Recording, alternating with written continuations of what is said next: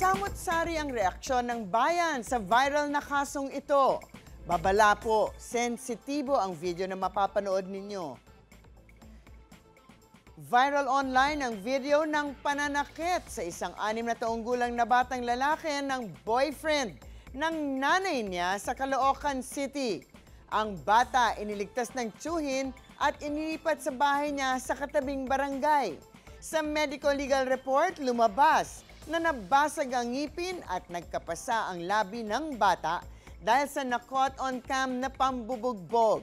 Pero ito ang ikinagulat ng marami, sabi ng nanay ng bata na nagtatrabaho abroad, iaatras niya ang reklamo laban sa boyfriend.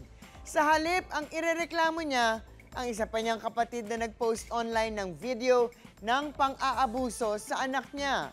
Kwento ng ina ng biktima, gusto niya talagang panagutin ang boyfriend noong hindi pa ipinopost ng kapatid ang video. Inakusahan din ng nanay ang kapatid ng pananakit sa anak niya nung nasa poder niya ito, kaya ito ipinagkatiwala sa boyfriend na itinanggi naman ng tiyahin ng bata. Ano nga ba ang sinasabi ng batas tungkol dito? Ay nako, ask me, ask Attorney Gabby.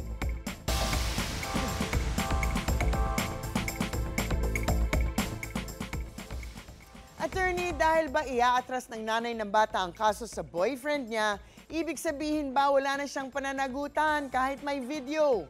Ay nako, sa mga kaso ng child abuse at pananakit sa mga bata, kahit na umatras ang mga magulang sa pagsampa ng kaso, maaari pa ring papanagutin ang may salang nanakit sa bata. Dapat lang, di ba? Dahil ang mga ganitong kaso ay maituturing na public crime at maaaring mag-file ng complaint ang ibang tao kahit na hindi nila kaano-ano ang biktima. Sa ilalim ng RA 7610, ang mga sumusunod maliban sa biktima at mga magulang ay maaaring mag-file ng complaint for child abuse.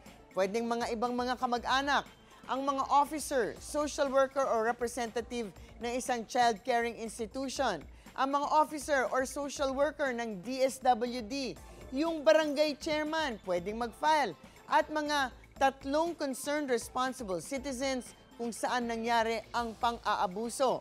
May sapat naman na ebidensya nga in the form of the video at maaaring gamitin ng medical legal report at ang testimonya ng witnesses tulad ng ibang kamag-anak at ng kapitbahay. Dapat siguro ay magsagawa rin ng parenting capability assessment dun sa nanay at tingnan kung may pagpapabaya ba ito, at dahil nga pinagkatiwala ang anak niya sa ibang tao habang siya ay nasa abroad. Dapat ay sigurong tanggalin agad, siguraduhin na wala na yung bata sa kustodiya ng boyfriend na yan dahil nasa peligro talaga ang buhay ng batang yan. Ano naman po ang sinasabi ng batas sa pag-post online ng video ng pananakit sa bata? Well, sa isang banda, naging instrumental ang video na yan para mailantad ang pag-aabuso sa bata. And of course, napakahalagang ebidensya to sa child abuse case. But, hindi na dapat ipakita pa ang mukha ng bata at iba pang identifying marks tungkol dito. Kung hindi, parang inabuso nyo rin ulit ang bata dahil sa pag-post online, parang naging another form of child abuse. Mapapahiya at masasaktan ang batang to.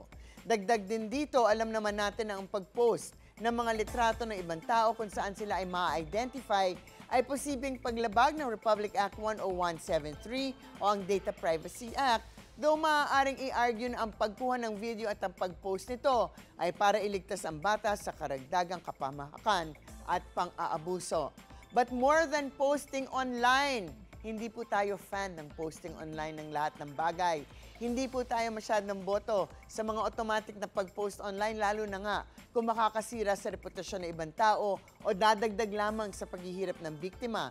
Ang pinakamagaling pa rin ay siguraduhin na mai-report ang kaso ng pag-aabuso sa mga otoridad at maisulong ang kaso. Dapat din ay masiguro ang kapakanan ng biktima para hindi na nga maulit muli. Naku, umagang-umaga, nakakainis ang mga ganyang balita. In any case, ang mga usaping batas, bibigyan po nating linaw dito para sa kapayapaan ng pag-iisip. Huwag magdalawang isip. Ask me, ask Attorney Gabby. ikaw, hindi ka pa nakasubscribe sa GMA Public Affairs YouTube channel? Bakit? Mag-subscribe ka na, dali na, para laging una ka sa mga latest kwento at balita. I-follow mo na rin ang official social media pages ng Unang Hirit. Salamat, Kapuso.